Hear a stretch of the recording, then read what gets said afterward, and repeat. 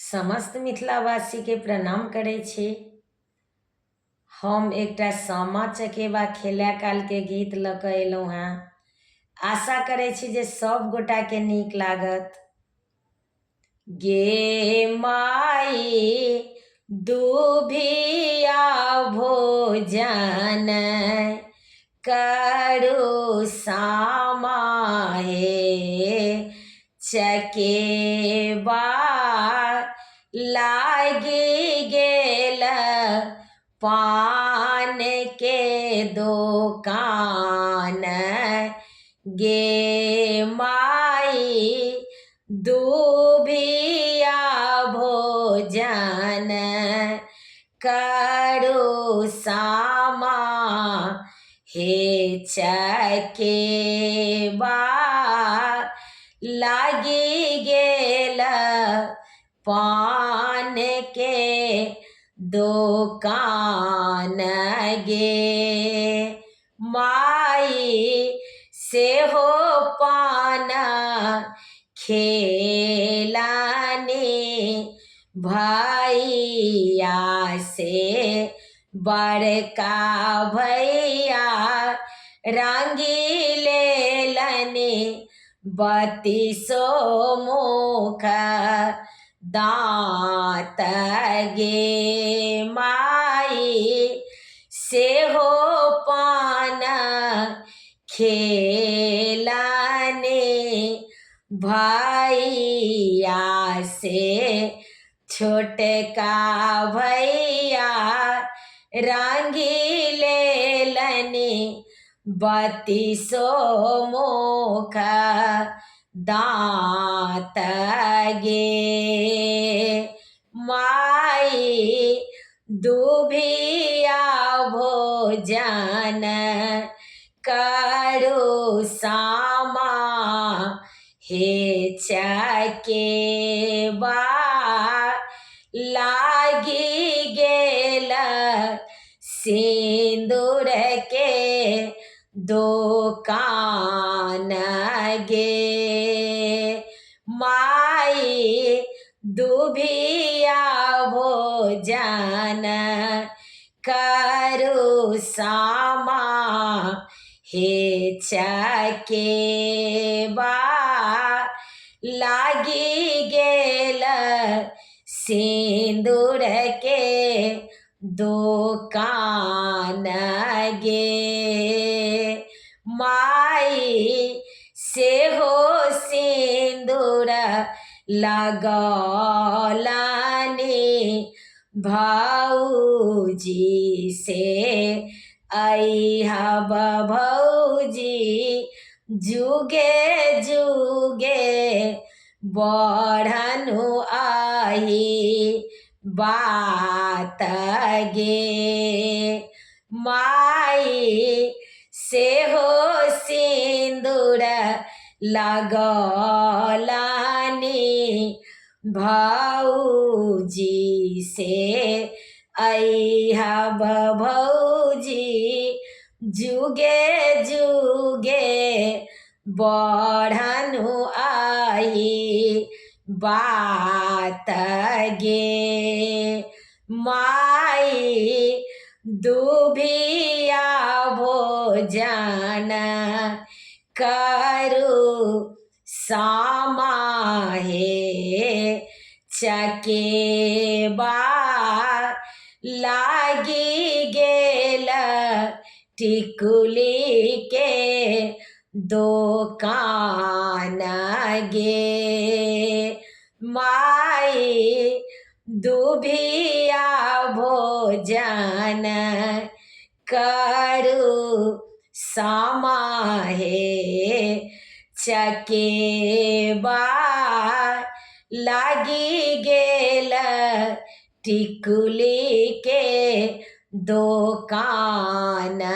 गे माई से हो टिकुली सटलानी,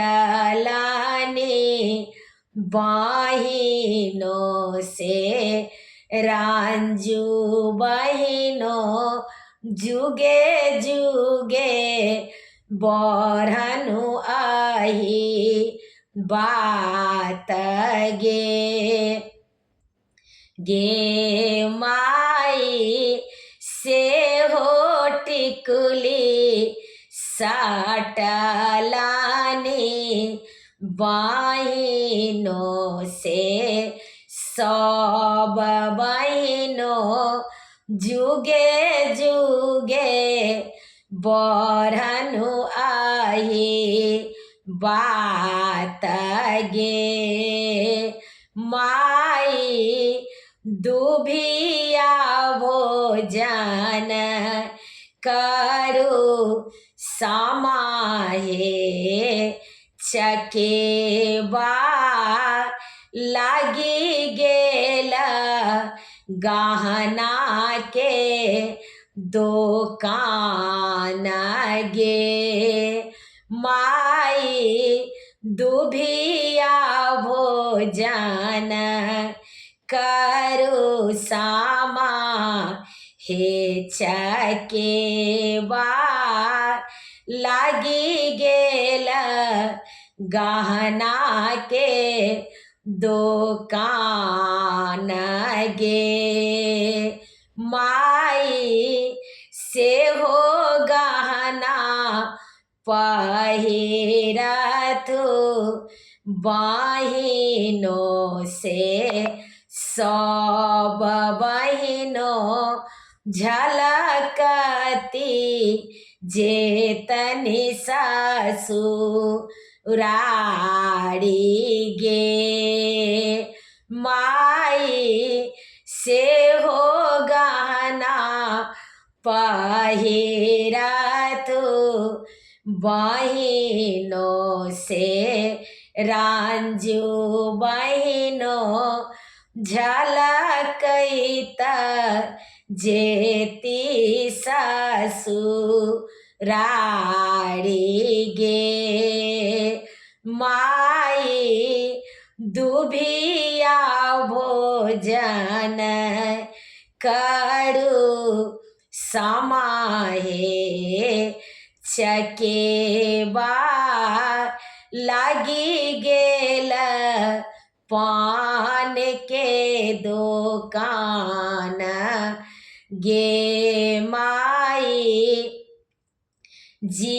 जीवथु जागथु मोरो सब भैया सब भौज के बढ़नु आई बात गे माई जीवथु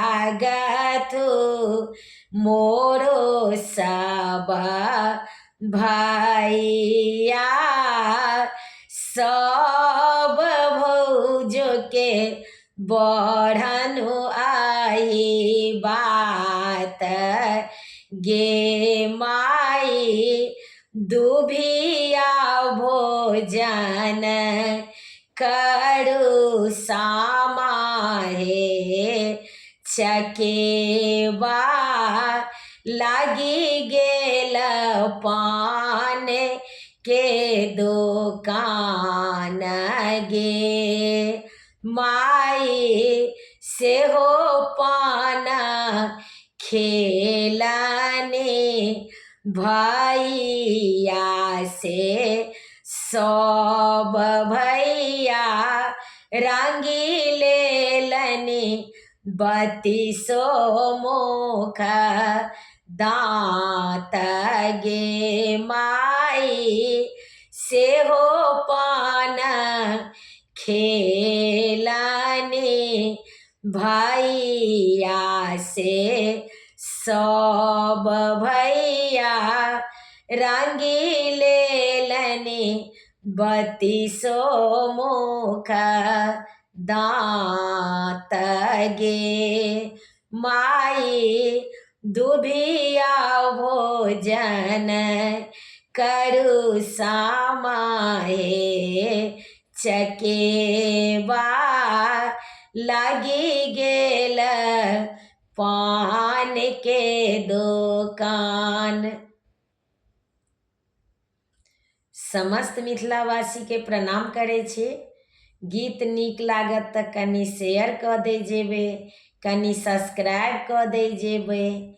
हमर यूट्यूबमे नाम अछि रंजू अजय मिश्रा कऽ कऽ, तऽ कनि अहाँ सबसँ आग्रह अछि जे कनि सब्सक्राइब कऽ दै जेबै।